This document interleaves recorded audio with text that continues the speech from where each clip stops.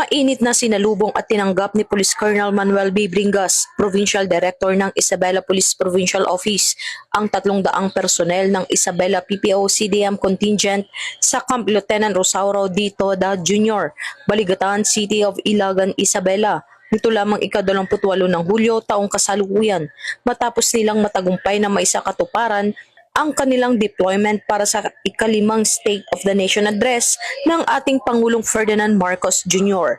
Sa kanyang mensahe, pinuri ni Police Colonel Bringas ang buong contingent sa kanilang dedikasyon, disiplina at profesionalismo sa pagtupad ng kanilang tungkulin bilang bahagi ng seguridad sa isa sa pinakamahalagang pambansang aktibidad.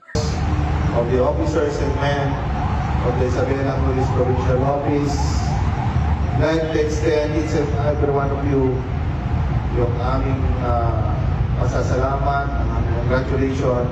Kayo ang aming mga modern day heroes ng Isabela PPO.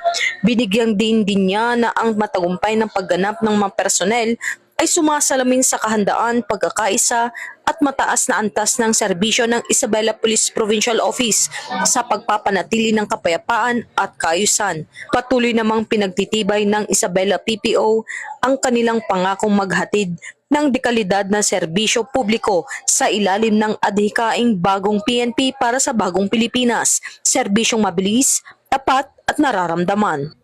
Mula rito sa Isabela Police Provincial Office, nagbabalita para sa Police News Network, Patrolwoman Maria Señora Aguya, alagad ng batas, tagataguyod ng balitang pulis.